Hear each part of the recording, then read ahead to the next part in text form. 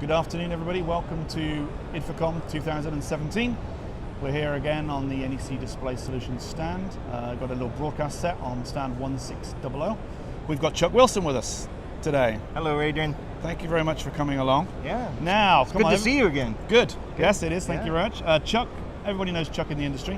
He's an executive guy from NSCA. NSCA. I'll put the order the wrong way around. Yeah.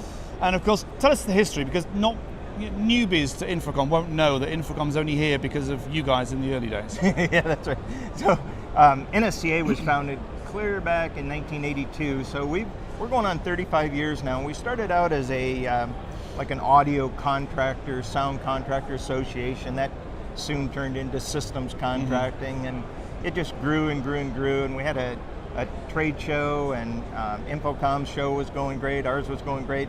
We decided to put them together about 10 years ago, and this is what became of it now. So it's just the place to go to for technology and to seeing the showcases. And then what we've done since is we've really focused on helping the system integrators be better at their business and creating a profitable thing, figuring out how to deploy this technology for the betterment of the customers that they serve in a way that's profitable for them. So it's one thing to look at how cool this is. It's another thing to make sure we know how to make money doing what we love to do so much. How many members do you have at the moment? We got about 1,000 members, and they're the system integrated. They're the ones that put in the technology. So we focus on the channel, the consultants, the reps, and the integrators. And then the manufacturers support us and sponsor our events, like our thing we did last night. Yeah, I'll come on to Drunk Uncles in a second. Yeah. So we have a lot of great relationships with the sponsors, the manufacturers, because they too want their products put in a professional manner and to make sure that they work and everything. Now, something else that people older guys will know this, but the younger people won't know this, but you're one of the 3 original founders of ISE in Amsterdam as well. Yeah, so you're good friends with Mike Blackman. Mike Blackman and I are good buddies, and one of the best things I ever did was hire Mike Blackman when we were getting that event started with InfoComm and CEDIA and NSCA. And then so that goes we back started the first show in Geneva. 2004, we think. Yeah, we think. And then did 1 year in Brussels, then Amsterdam, and off it went.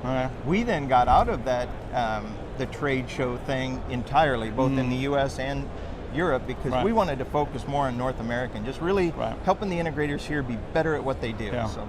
But we have to thank you, and I'll thank you now for all our listeners. And you've put together, you started something. ISE is now well over 70,000 people. Who knew? Remember the first year in Geneva, we thought, okay, is this ever going to be something? And Mike Blackman is a brilliant guy, and I give him all the credit in the world for taking that to where it is today. Well, you hired him. That's right. That's right. So that's brilliant. So 70,000 people, we get more than 70,000 there now. And then this show, I think, will break a few records as well. But, this is great. This is good. It's going great. Are you allowed to say whether you prefer Florida or Vegas as this show?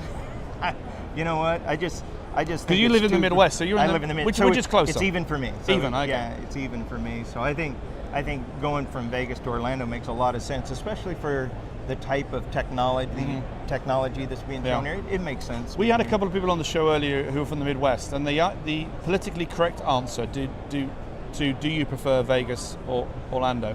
They say, well, it snows where we are. We like going anywhere warm. Yeah, that's right. So so tell us about Drunk Uncles. We've got a little T-shirt. You had the most successful. This is for me. Yeah. You had the most successful Drunk Uncles event last night. Yeah. How many people did you have there? Well, we know there was at least 1,000 there, because that's how many drink tickets we gave out. That's how we counted people coming in there. But so first drink free, and then you buy a drink yourself? Yeah, pretty much. Okay. Pretty much. And all of the sponsors had drink tickets too. So companies like NEC, who sponsored the event, they get like drink ticket shirts and stuff to give out. And what's cool about that is it really turns into their night.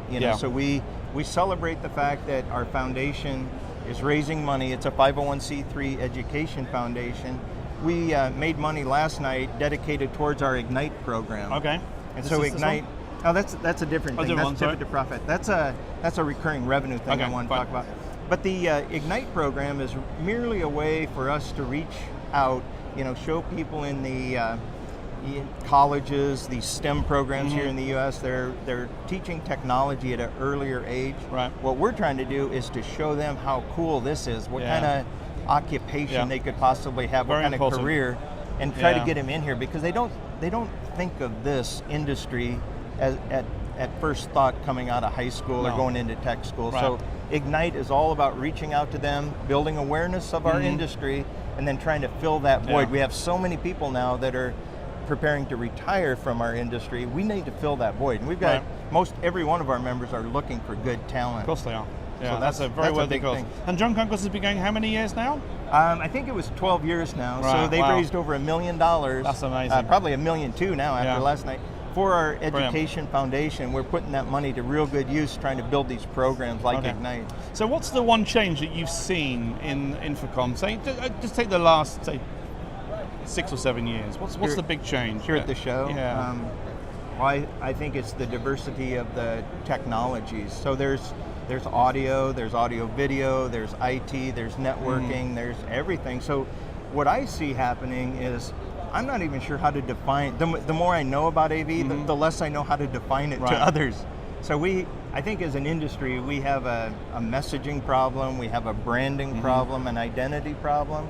Like, what is AV, what isn't AV, and because it's such a IP-enabled environment that we live in now, it's hard to define it as AV anymore. Right. So what is it? Yeah. You know, well, there's been the old issues about AV and IT in corporates and who does the work, and makes a lot of sense. So explain the last thing then. Tell us about pivot to profit. Okay. So one of the things that we're seeing is that we're at a crossroads, if you will. AV is at the intersection of a lot of things right now, IT and security and audio systems, and a lot of what we're seeing is control and command centers now being real popular, something that the integrators are looking to expand their businesses, digital signage and others.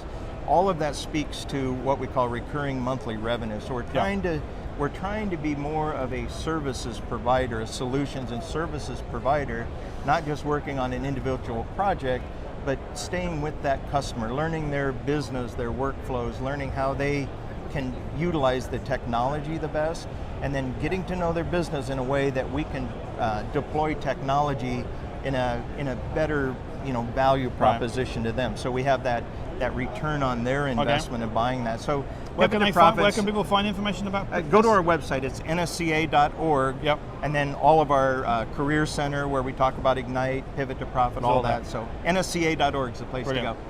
Chuck? Yeah, Adrian. Thanks for your time. Great to see you again, man.